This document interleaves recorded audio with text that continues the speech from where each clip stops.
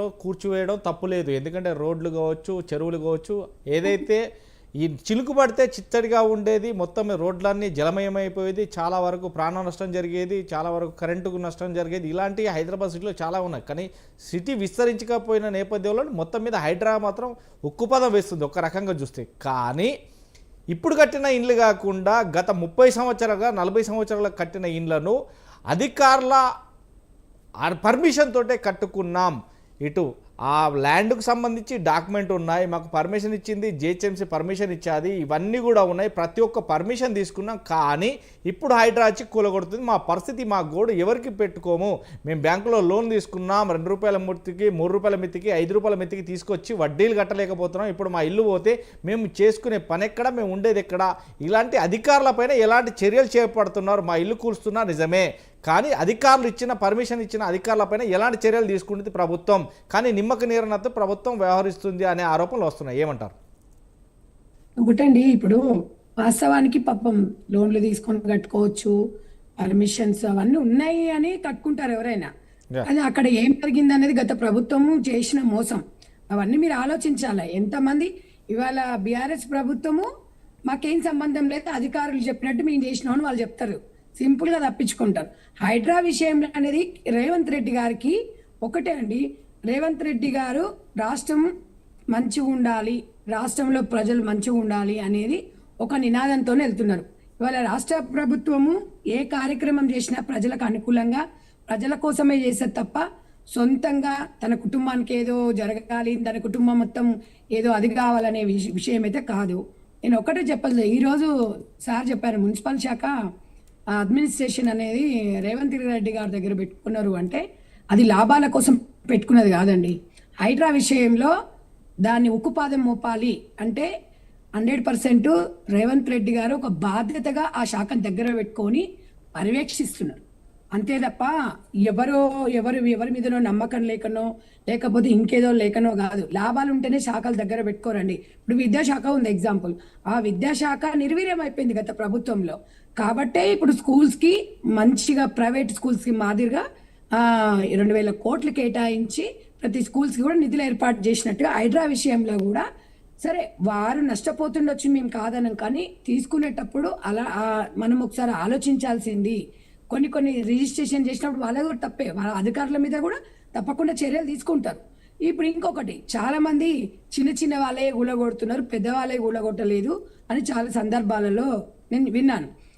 మేమనేది ఏంటంటే కొంతమంది కోర్టును ఆశ్రయించినప్పుడు కోర్టు ఇట్లా చెప్పగానే 1 నిమిషముల్లో నిర్ణయాలు తీసుకోదు, టైం పడుతుంది, జస్ట్ ఊరట వస్తుంది అంతే వాళ్ళకి తప్ప కోర్టు తీర్పునిచ్చేసి నువ్వు నీది కూలగొట్టొద్దు అని చెప్పిస్తే ఎప్పుడు కూడా ఇవ్వదు, సమయం ఇస్తుంది.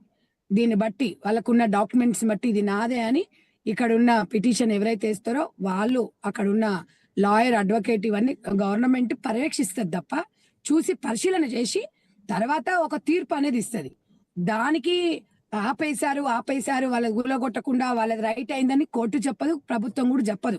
ఈ ప్రభుత్వం భూములను ఆక్రమించుకొని శ్మశానాలు కూడా అండి, లాస్ట్కు చెరువులను, నాలాలను దరిద్రంగా ఎక్కడ చూసినా రియల్ ఎస్టేట్. ఇప్పుడు ఏమంటున్నారు, ఆ రకంగా నడిచింది రియల్ ఎస్టేట్ కాబట్టి ఇప్పుడు మేము వచ్చిన తర్వాత ప్రజలు సంతోషంగా ఉండాలి, ప్రజలు సుఖంగా ఉండాలి, అవినీతి అనేది జరగకూడదు, పార్కులను కూడా కబ్జా చేసుకున్నారు. ఈ రకంగా జరగకూడదని ఇలా రేవంత్ రెడ్డి గారి ప్రభుత్వం ఉక్కుపాదం మోపింది. దాని విషయంలో రేవంత్ రెడ్డి గారిని చాలా మంది అప్రిషియేట్ చేస్తున్నారు. కాకపోతే నిజంగా కూడా పైస కూడబెట్టి ప్లాట్ కొనుక్కొని ఇల్లు కట్టుకున్న వాళ్ళు బాధాకరం. నేను కాదు అనను, ఎవరం కాదు అన్నాం. చాలా చాలా కొత్తగా ఇల్లు కట్టుకున్న 5 రోజుల్లో కూడా కూలగొట్టిన రోజులు కూడా ఉన్నాయి. సో అది మొత్తం అదంతా దిక్కుమాలిన పని చేసింది ఏ గవర్నమెంట్ అండి? విచ్చలవిడిగా పర్మిషన్లు ఇచ్చి విచ్చలవిడిగా ప్లాట్లు చేసి 100 కోట్ల ఎకరామంట దాని ప్రజలకు ఆశ చూపించి ఏరేసి ఇవాళ కోట్లాది కోట్ల రూపాయలు దండుకొని ఇవాళ వాళ్ళ కుటుంబం బాగుపడింది తప్ప ఇలా తెలంగాణ ప్రజలు ఎంత బాధ, ఎంత ఉసురండి. ఇవాళ రేవంత్ రెడ్డి గారు తెలంగాణ పక్షాన సీఎంగా ఉన్నారండి. తెలంగాణ ఖజానా, తెలంగాణ బాధ్యత, తెలంగాణలో ప్రతి ఒక్కరి బాధ్యత రేవంత్ రెడ్డి గారు తీసుకున్నారు. అక్కడ ఏముంది అని చెప్తున్నారు. అక్కడ ఉక్కు అంటే అక్కడ పర్మిషన్ లేకుండా తీసుకున్న దాంట్లోకి చెరువులను ఆక్వై చేసుకున్న వాళ్ళ కోసం చెప్పిండ్రు, అందరినీ గుళ్ళగొట్టమని చెప్పలేదు కదా. దానికి తప్పకుండా ప్రత్యామ్నాయంగా కూడా చూస్తారు రేవంత్ రెడ్డి గారు, వాళ్ళ గురించి కూడా ఆలోచిస్తారు. కాబట్టి దయచేసి హైడ్రా విషయంలో రేవంత్ రెడ్డి గారిని బదలాం చేయకూడదు. మనం కూడా ఆలోచించాలి. సరే, నా ఇల్లు కోల్పోయినప్పుడు నాకు బాధ ఉంటుంది, నేను కాదనను. ఆ బాధ అనేది ఏంది, గత ప్రభుత్వం చేసిన దాని మీద వాళ్ళ మీద కేసులు పెట్టాలి. పర్మిషన్లు వాళ్ళు ఇచ్చినారు, అక్కడ ఉన్న సంబంధిత శాఖ ఇచ్చిండ్రు. విచ్చలవిడిగా అదే కదా కేటీఆర్ చేసిన పని, మొత్తం విచ్చలవిడిగా. ఎప్పుడన్నా తెలంగాణ రాష్ట్రం కాదు, ఉమ్మడి ఆంధ్రప్రదేశ్ లో ఎక్కడైనా ఉందా అండి 100 కోట్ల ఎకరమా అండి కోకాపేటలో? 100 కోట్ల ఎకరం అంటే ఏంటండి చెప్పండి. అసలు ఇప్పుడు 100 కోట్లు కళ్ళతో చూసిన వాళ్ళు ఉన్నారా ఎవరైనా? అలాంటి పరిస్థితిని ఇంత దారుణంగా తీసుకొచ్చిరు. మేము ఏదో చేసినాం అని ఏం చేసిండ్రండి?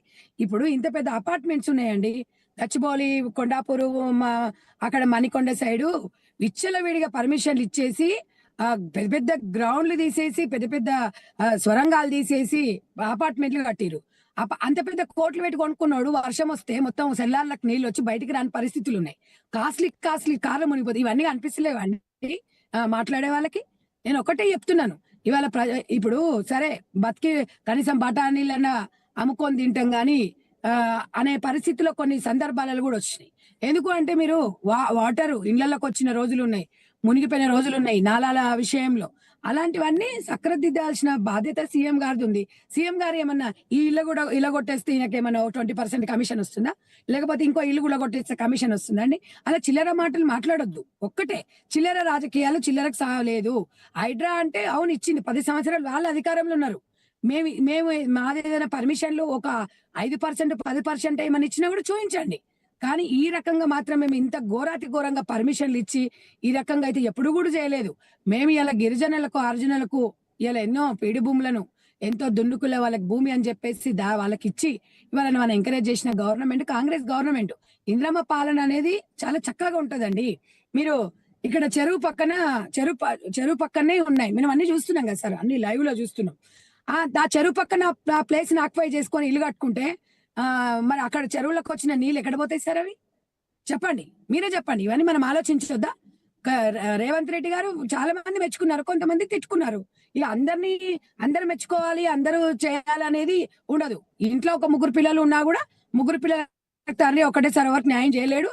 ఒక బిడ్డను మంచి చూడొచ్చు, ఒక బిడ్డ తెలివి తక్కువదో, ఒక బిడ్డ తెలివి ఎక్కువ ఉన్నదో, అట్లా ఉండొచ్చు. ఆ రకంగా ఒక చూడాలి, ప్రత్యామ్నాయంగా చూపించాలి. పక్కన గుడిసెలు వేసుకొని ఉంటున్నారు, గుడిసెల వాళ్ళని కూడా కొట్టేసి అది కూడా పెద్ద రాద్ధాంతం చేస్తున్నారు. వాళ్ళకి అవకాశం ఇచ్చినాం, పొట్టగట్టుకొని చేతిలో పొట్టగట్టుకొని పిల్లలను బతికించుకోనికే హైదరాబాద్కి వలస వస్తారు, నేను కాదంటలేను. అలాంటి వారికి కూడా చెప్పకుండా అట్లా ఏం చేయరండి. దాన్ని చూపించేసి బీఆర్ఎస్ మీడియా మొత్తం ఇట్లా ముందు పెట్టేసి సోషల్ మీడియాలో అల్చేలు చేసినంత మాత్రం ఇక్కడ ఎవరు భయపడరండి. ఏ ఒక్కరికి ప్రాణహాని జరిగినా ఏది జరిగినా పూర్తి బాధ్యత గవర్నమెంటే చూసుకుంటది. అలాంటి జరగకూడదని చెప్తాము. పర్మిషన్లు వీళ్ళు ఇచ్చారు కానీ మేము ఎప్పుడు కూడా ఇంటిమేషన్ ఇవ్వకుండా ఇల్లు అనేది కూలగొట్టరు. డైరెక్ట్ కూలగొట్టారు. 1-2 సార్లు నోటీసులు ఇస్తారు. నోటీసులు ఇచ్చినా కూడా స్పందించట్లేదు వీళ్ళు. కాబట్టి ఇది అక్రమంగా ఉంది అనేది గత ప్రభుత్వం గురించి ఆలోచించారు. వాళ్ళ పాపమే ఇదంతా. మొత్తం చుట్టుపక్కల డెవలప్ అయింది అన్నారు. ఏం డెవలప్ అయింది? ఏం డెవలప్ చేసిండ్రు? ఎవరికేమో అంత బీద వాళ్ళ అంత డబ్బు ఉన్న వాళ్ళని వీళ్ళు డెవలప్ చేసిండ్రు. ఎట్లా చేస్తారండి? ఇలా సీఎం గారు మచ్చలేని నాయకుడిలాగా ముందుకెళ్లి పనులు చేస్తున్నారు. అసలు ఓర్చుకోవట్లేదు. ముందుకెళ్తున్నారు. ఆయన 24 గంటలకు 18 గంటలు పని చేస్తున్నాడు. ఏ నాయకుడు చేసిండండి ఇట్లా? ఏ సీఎం చేసిండండి? ఇప్పటి వరకు 10 ఏళ్ళు పామ్ హౌస్లో వాడుకున్నాడు. సంధ్యారెడ్డి గారు ఇప్పుడు వచ్చే క్వశ్చన్ ఒకటే, ఎందుకంటే అవినీతి ఆరోపణలు ఎదుర్కొంటున్న ప్రతి ఒక్కరిపైన సిట్ అధికారులు ఇలాంటి వేసి వారిని నిద్రపోనియట్లేదు కదా. ఒక పేదవాడు ఇల్లు కట్టుకోవాలంటే హైదరాబాద్కి వచ్చి, అంటే చుట్టుపక్కల ఉన్న జిల్లాలు ఉమ్మడి రాష్ట్రం ఉన్నప్పుడు ప్రతి ఒక్కరు కూడా హైదరాబాద్కి వచ్చి బతకాలి, పిల్లలతో సంతోషంగా ఉండాలని కూలీనాలు చేసిన డబ్బులతోటి, లేకుంటే లాటరీలు వేసిన డబ్బులతోటి కావచ్చు, లేకుంటే ఇంట్రెస్ట్గా తెచ్చుకున్న డబ్బులతోటి కావచ్చు, ప్రతి ఒక్కరు కొనుక్కున్నాడు. కానీ అక్కడ అధికారులు ఇంటి నిర్మాణానికి పర్మిషన్ ఇచ్చారు, ఇల్లు కట్టుకోవడానికి పర్మిషన్ ఇచ్చారు, 1+2 వేసుకోవడానికి పర్మిషన్ ఇచ్చారు, కరెంటు పర్మిషన్ ఇచ్చారు, ప్రతి కుళాయి వాళ్ళు నీళ్ళ పర్మిషన్ నల్ల పర్మిషన్ ఇచ్చారు. కానీ ఇలాంటి వారు చేసినా కానీ ఇప్పుడు గవర్నమెంట్ అలాంటి వాళ్ళపైన చర్య తీసుకోవట్లేదు. సామాన్యులపైన ఉక్కుపాదం మోపుతాం, మీకు కట్టుకున్న తప్పే, కానీ మాకు పర్మిషన్ ఇచ్చిన వాళ్ళపైన ఇలాంటి చర్యలు ఎందుకు తీసుకోవట్లేదు అనేది ఒక్క నిమిషాలు చెప్పండి. తప్పకుండా అండి, చర్యలు ఎందుకు తీసుకుంటారు సార్? కేసులు నమోదైనాయి బిల్డర్ల మీద, విచ్చలవిడి పర్మిషన్లు ఇచ్చిన కేసులు నమోదైనాయి. అట్లా ఎప్పుడు ఉండదండి. అంటే వీళ్ళు పొట్ట చేత పట్టుకొని వచ్చి రూపాయి కూడా కక్ష ఏముంటుందండి? మాకు చెప్పండి. వాళ్ళు ఏమన్నా ఇప్పుడు వీళ్ళ మీద ఈ మొహాల మీద ఇట్లా రాసి ఉంటుందా, వీళ్ళు ఇలా చేశారు, అలా ఉండదు సార్. అక్కడ తప్పకుండా చర్యలు తీసుకుంటాము. చర్యలు తీసుకొని ఇప్పుడు ప్రభుత్వం, అందుకనే కదా కాంగ్రెస్ గవర్నమెంట్ అయితేనే ప్రజలకు అనుకూలంగా ఉంటుందని బీఆర్ఎస్ పార్టీలో ఇంట్లో కూర్చోబెట్టారు. పర్మిషన్ ఇచ్చింది వాళ్ళు, ఇచ్చినోంది ఉంటది, పోయినోంది ఉంటది, తీసుకున్నది ఉంటది. ఒక్కరు బాధ్యులు ఒక్కరు ఉండరండి. ఎందుకంటే ఇప్పుడు అంగట్లు అన్ని పెట్టి ఆడ పెట్టినప్పుడు కొనుక్కుంటాం. ఎవరమైనా బజార్లో గడ పెడతారు, కొనుక్కోనికే వెళ్తాం. ఆడ లేకపోతే మనం కొనలేం కదా. వీళ్ళు పర్మిషన్ ఇచ్చిర్రు, డబ్బులు పెట్టి కొనుక్కున్నారు, వాళ్ళ మీద చర్య ఎందుకుంటే సార్? తప్పకుండా ఉంటుంది. ఎందుకుండదు? అట్లా ఎప్పుడు కూడా అభద్రతతో ఎప్పుడు కూడా ఉండకూడదు. తప్పకుండా వాళ్ళ మీద కంపల్సరీ చర్య తీసుకుంటుంది గవర్నమెంట్. రైట్, 100%. రాజు నాయక్ గారు, నమస్తే అండి. రాజు నాయక్ గారు కొట్లాడి తెచ్చుకున్న తెలంగాణ